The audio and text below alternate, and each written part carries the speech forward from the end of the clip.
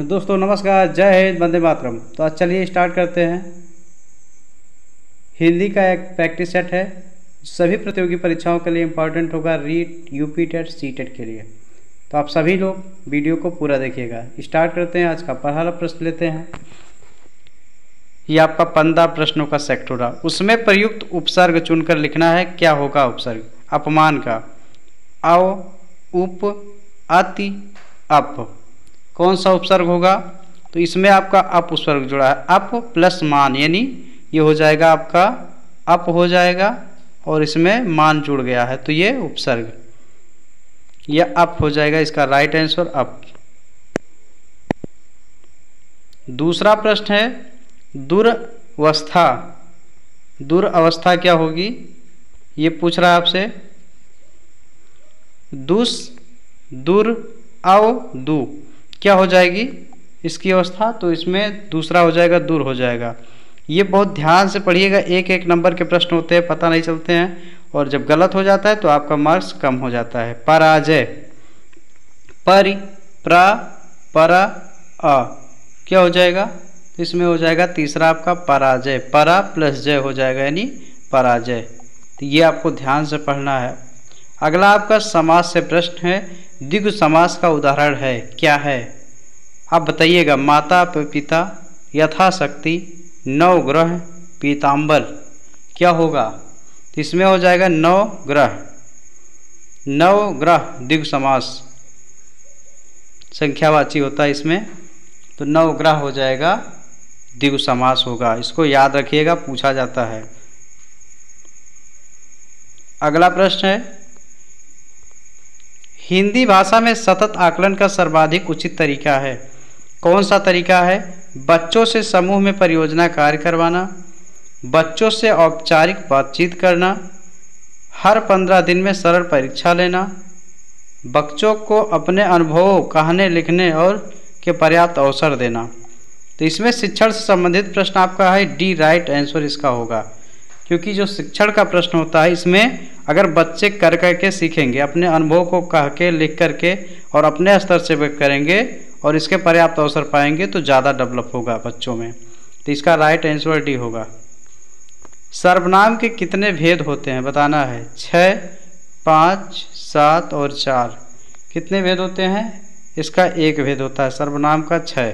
ए हो जाएगा right answer. सर्वनाम के कितने हो जाएंगे? 6 भेद होते हैं, इसको मत भूलिएगा। अगला क्वेश्चन लेते हैं। आकाश पाताल के बीच लगने वाला चिन्ह कौन सा होगा? आपको बताना है कौन सा चिन्ह लगेगा। कभी कभी आप लोगों से विराम चिन्ह से आपको पूछ लेता है, जो आपका एक लेसन है इसके अंतर्गत। अल्प विराम चिन्ह, विस्मयाद बोधक चिन्ह, योजक चिन्ह, उद्धरण चिन्ह। तो इसमें कौन सा चिन्ह लगेगा? योजक चिन्ह लगेगा, क्योंकि आकाश और पाताल के बीच में एक डैश की तरह लगता है, उसको योजक चिन्ह बोलते हैं हिंदी में। और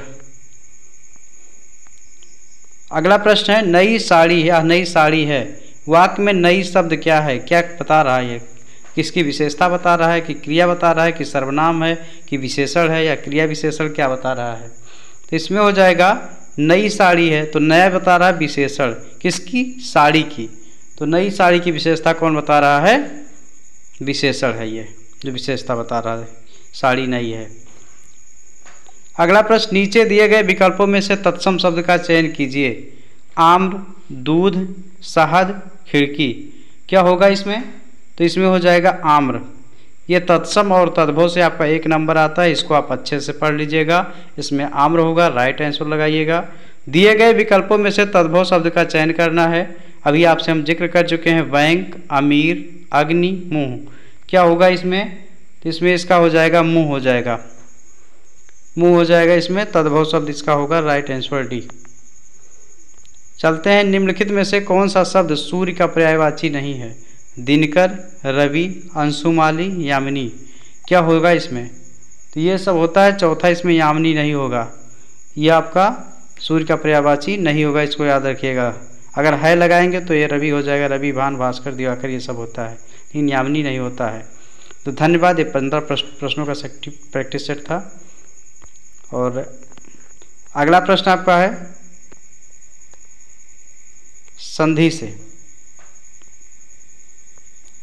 संधि से प्रश्न है, मनोरथ का संधि विच्छेद होगा।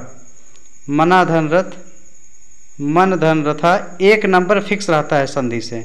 मनोधन रथा, मन धन रथ डी में। तो इसमें क्या होगा, मना धन रथ होता है, मनोरथ। मनोरथ हो गया, पवन हो गया, इस तरह से शब्द पूछे जाते हैं। इसको आपको नोट बना लेना और नोट्स में राइट कर लेना है, क्योंकि ये सब इंपॉर्टेंट होते हैं और यही पूछता है एग्जामिनर आपसे। मना धन रथ हो जाएगा, ए राइट आंसर इसका हो जाएगा मनोरथ का। चलते हैं अगले प्रश्न की तरफ। विद्यार्थी उदाहरण है किसका, वृद्धि स्वर संधि का, गुण स्वर संधि का, व्यंजन संधि का, दीर्घ स्वर संधि का। तो विद्यार्थी विद्याधन होता है, आधना बराबर बड़ा, तो इसमें हो जाएगा दीर्घ स्वर संधि। विद्याधन अर्थी होता है ना, आ प्लस आ यानी बड़ा आ हो जाएगा, तो दीर्घ स्वर संधि का उदाहरण होगा। विद्यार्थी को दीर्घ स्वर संधि लगाएंगे, राइट आंसर डी। अगला प्रश्न है, भाषा कक्षाओं में प्रदर्शित सामग्री केवल तब तक सजावटी हो जाती है जब वह सामग्री पाठ्य पुस्तक की ना हो, बच्चे उसे आते जाते देखते हैं, बच्चों को पढ़ाना लिखाना सिखाने में उसका उपयोग नहीं होता है, और वह बच्चों को अनिवार्यतः कोई मूल्य ना सिखाया जाए।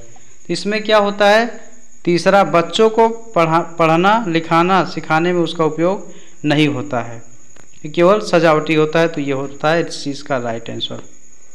यह भी आपका भाषा कौशल से प्रश्न है। भाषा के कौशल हैं कौन कौन से हैं, इसके अंतर्गत आपका आता है सुबोपरि। आप पढ़ लेंगे तो आपका आसान हो जाएगा। आप लर्न रखिएगा इसको, सुबोपरि परि लिख लीजिएगा, यानी सुनना बोलना पढ़ना और लिखना इसके अंतर्गत आता है। तो लिखना समझना पढ़ना और स्मरण, सुनना बोलना पढ़ना लिखना, बोलना पढ़ना लिखना समझना, पढ़ना लिखना सुनना समझना, ये हो जाएगा। तो इसमें क्या होगा, बी राइट आंसर इसका हो जाएगा। सुबोपरि सुनना बोलना पढ़ना और लिखना इसके अंतर्गत आते हैं, इसको राइट आंसर लगाइएगा। भाषा कौशल के यही प्रकार हैं, यही टाइप है, यहीं से बच्चा सीखना आरंभ करता है। ये अगला प्रश्न आपका होगा, श्याम धीरे धीरे चलता है। अब श्याम धीरे धीरे चल रहा है, इसकी विशेषता क्या बता रहा है, धीरे धीरे, किसकी, श्याम की। धीरे धीरे शब्द क्या है आपको बताना है, कौन सा है, क्रिया है, क्रिया विशेषण है, विशेषण है, इनमें से कोई नहीं, क्या होगा। तो आप जानते हैं क्रिया विशेषण है ये, क्योंकि चल रहा है राम, श्याम क्रिया कर रहा है तो धीरे धीरे चल रहा है, वही उसकी विशेषता बता रहा है। तो ये हो जाएगा क्रिया विशेषण, राइट आंसर बी। और धन्यवाद।